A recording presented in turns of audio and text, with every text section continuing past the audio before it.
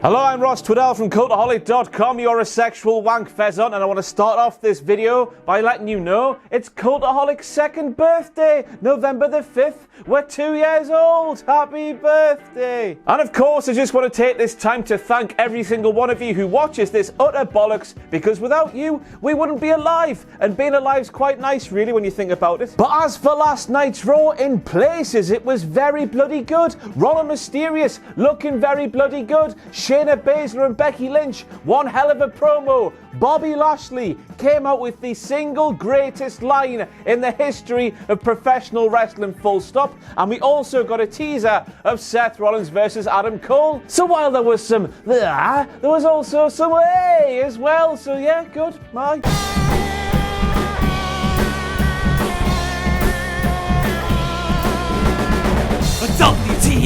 WTF!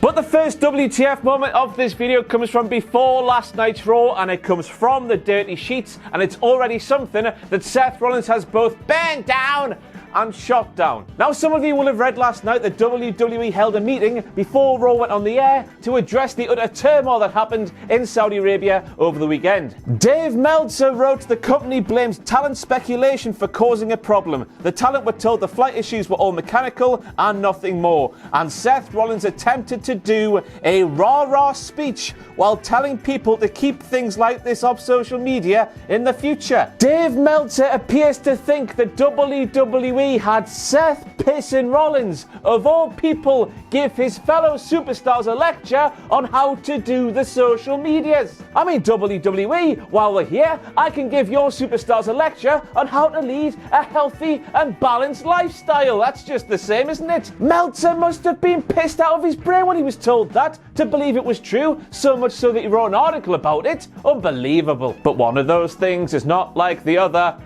But also, it's John O'Clock, you bastards! And next up we have Paul Heyman doing something we rarely get on WWE television ever. Paul Heyman explained why a thing happened in a sea of people questioning why did that thing happen. It turns out that Brock Lesnar has a no-cut contract with WWE while the rest of the roster do not. Brock Lesnar can jump from Friday Night SmackDown to Raw when he wants because he has this no-cut contract and WWE cannot fire him. Paul Heyman, I love you. WWE should fill in these blanks more often so we don't have to. And next up we have Big Vic Joseph, who was probably looking very angry when he was speaking, because he always looks very angry when he's speaking the words. Claiming that Monday Night Raw is the show in WWE, this is the brand. And even though Fox paid $1.5 billion for Friday Night SmackDown, having you believe at home that that was now the show, Brock left, so once again, Raw is the brand. And the realization that Fox plummeting all of that money into a B show, that is a WTF moment, isn't it? Why did you go, Brock? There's no doubt about it. There was some executive ting watching Lesnar do what he did, saying, for fuck's sake, Charlotte, what are you doing? I mean, I guess it was more Natalya here, maybe? Was it more Charlotte? I can't tell. But I like doing Paige's voice, and that includes Charlotte, so that's why we did that. But we see Charlotte and Natalya centimetres away from making a mild tag. What? It's Natalya. But then for some reason, as Charlotte's getting closer, she starts to raise her hand. When Charlotte's getting closer, Natty raises her hand, and then Natty sort of takes a step back.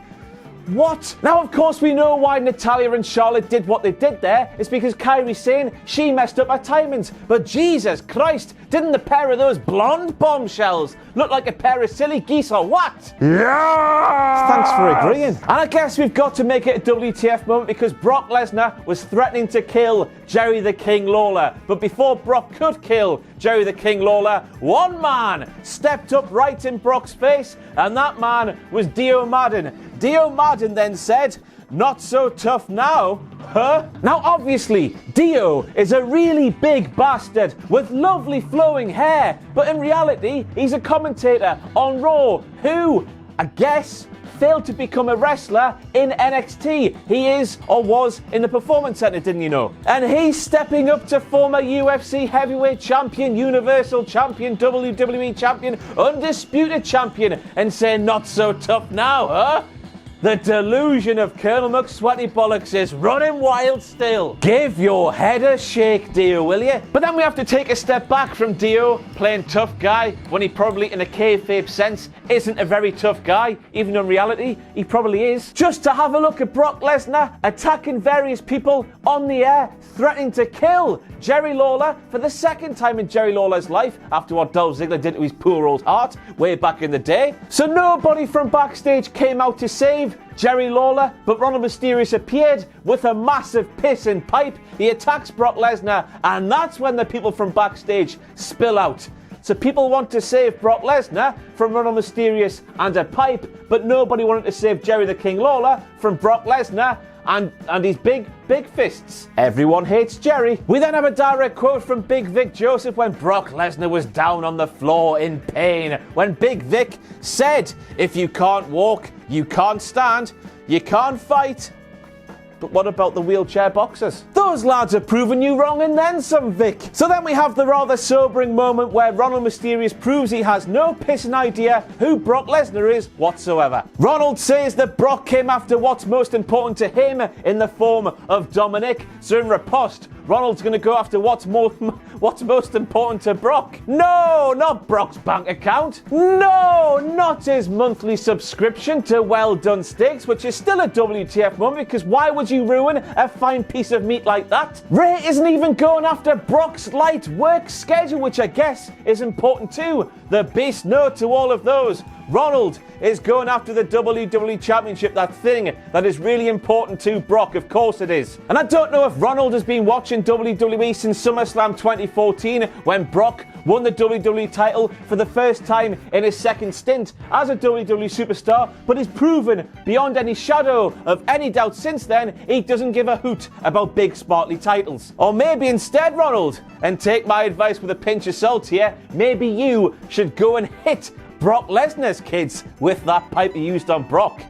What am I saying? And then Vic Joseph mentions something that has been mentioned quite a bit since the draft, and that's that superstars like Bloody Murphy and Cedric Alexander believe that Raw now is the land of opportunity. But if there's one opportunity to be had, that means one man will make it his mission to take the opportunities from the superstars who actually deserves the opportunities. He's coming back! Vic then goes on to mention how Cedric Alexander is a superstar, second to none, apart from Buddy Murphy and Drew McIntyre and the Raw creative team, who still haven't explained who the hell Cedric Alexander is, and everybody else who gets the better of Cedric on a Monday night. And then when Cedric Alexander is down on his belly, Jerry Lawler makes a note of saying, your height doesn't matter when you're horizontal. Of course, that world-famous 7-foot superstar Cedric Alexander having the thing that makes him taken away from him by being on his belly. What? And then we have Lawler saying the following line. Could you imagine the little kids in the hospital being visited by the Universal Champion, and that champion being the Fiend Bray Wyatt? Now I know that all of that extracurricular in the community, woohoo, aren't we a good company stuff isn't canon in terms of storylines in WWE, but bloody hell, man, the very thought, the very concept of a character like the Fiend doing that sort of stuff should never pass the lips of anybody on air on WWE TV, in my opinion. That would be like me watching Raw back when I was a kid, Jim Ross saying, back out, now it's time to pass over to The Undertaker, the satanic dead man, not Booger Red, who was kissing puppies at a local dog shelter. Nah, man, not having it. Now, as we all saw at Crown Jewel last week, Seth Rollins lost the Universal title because I'm blind. That's right, because of the dark lights in the arena. I hurt my eyes a bit there myself. A flash of light went off and Seth was stunned, which allowed Bray Wyatt to hit the old Sister Abigail and get the pinfall to capture the big jammy belt. So of course, with last night's Raw happening just 4 short days after that Crown Jewel match, Seth Rollins will have plasters on his eyes. He'll not be able to say a thing.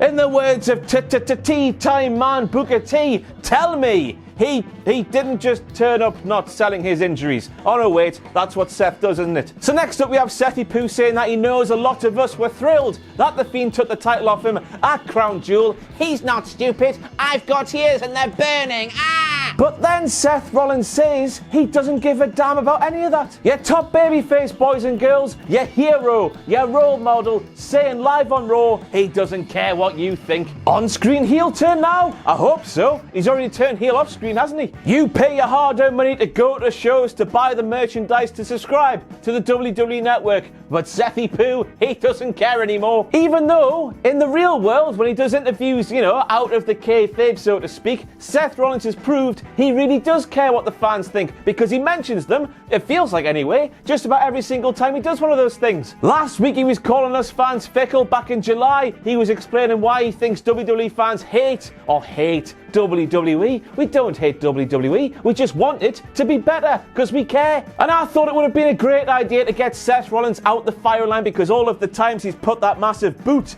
in mountains of poo over the past 6 months. But that didn't happen either, did it? He's still going though, but at least this new storyline with the tease that he's going back to NXT is very interesting indeed. I quite liked it, so I did. I am the top 1%. Now continuing on from Bayley using that 1% type move on last week's SmackDown. I'm sorry, I had no idea it was her independent finisher, but the point still stands, I reckon. Triple H is now taking Ethan Carter III's entrance stick by pointing at 3 things on the big Tron. It's now just getting sad, isn't it? If it wasn't sad already, it's now really sad. It couldn't be sadder. My Kyoto fan club. Where do I sign up? I want to learn to count with Mike. I can't count. And somehow, somewhere in the midst of that big brawl between the NXT superstars and the Raw superstars who wanted to just disregard everything for the goodness of Monday Night Raw, because brand loyalty is a thing that exists for no real reason, as always. Big Vic Joseph thought that Adam Cole was Damian Priest. Adam Cole, Damian Priest. I know the commentary table's a long way from the ring, but still, I say Adam Cole. He could kick the piss out of me, but so could a child. And next up we have a direct quote from Seth Rollins when he said, "I'm not Daniel Bryan, I'm better. I'm Seth Rollins." Well... what an unbearable noise that was. Now, I know nothing about professional wrestling, and I know it's subjective, but in my uninformed opinion, Daniel Bryan wipes the floor with Seth Rollins. I don't know about you. And mere seconds after this happened right here, Big Vic Joseph made a point of saying, as always with mixed tag matches on the main roster in WWE, it's the men versus the men, and the women can only touch the women. And then, after he said that, Andrade put his hands on Carly.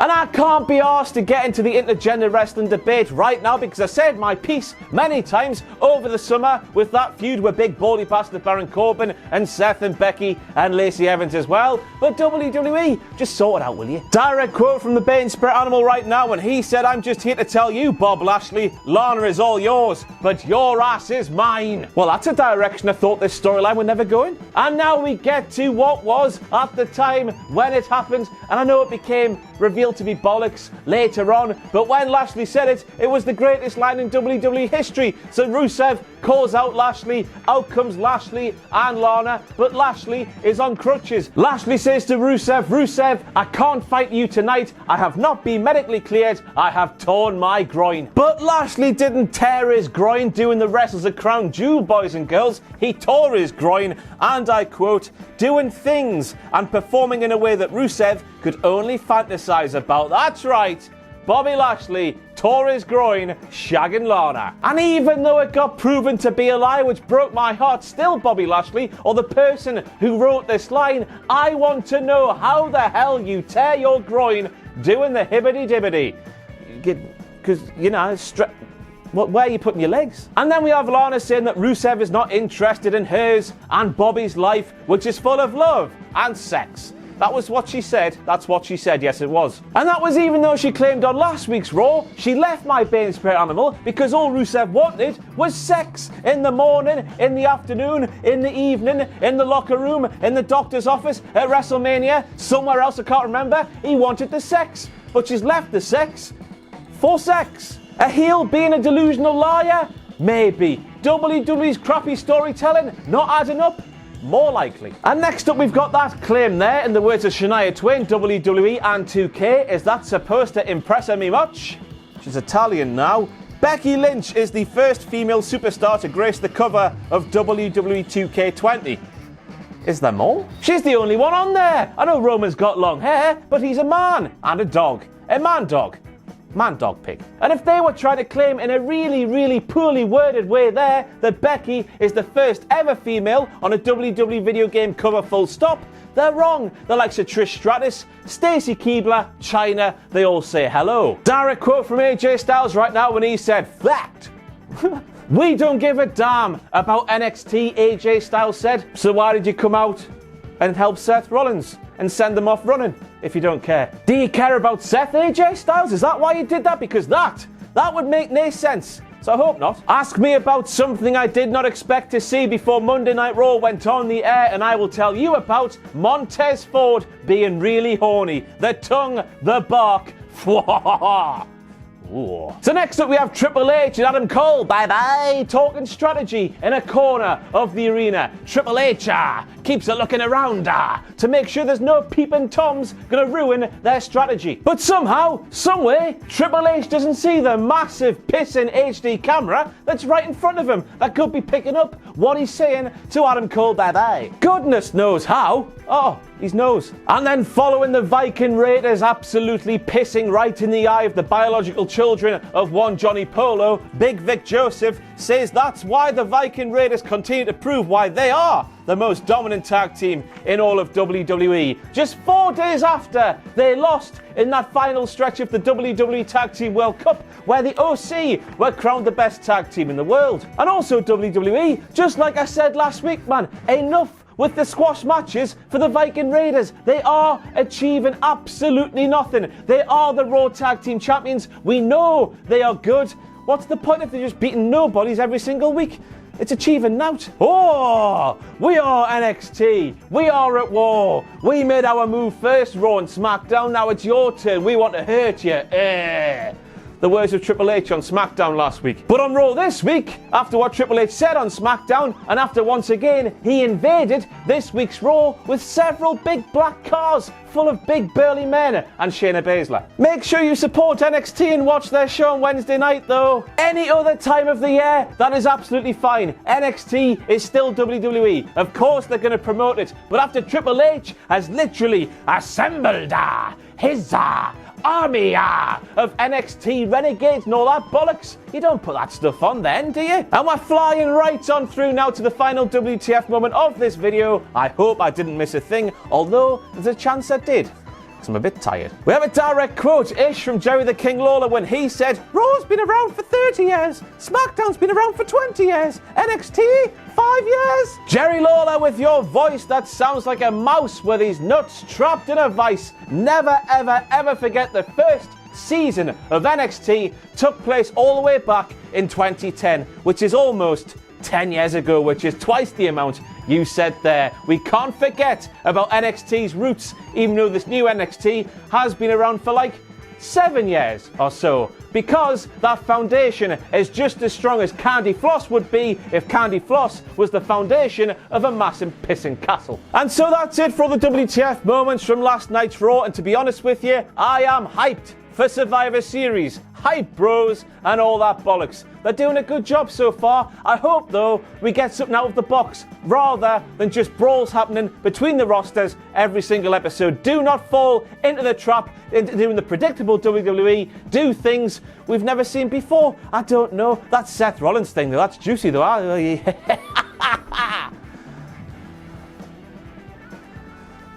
Thanks for watching. Let us know what you think in the comments below. You can follow us on Twitter at Cultaholic. You can find us on Facebook at facebook.com/Cultaholic. And if you enjoy what we do here at Cultaholic, you can play us to our Patreon page, patreon.com/Cultaholic. Hit subscribe and join us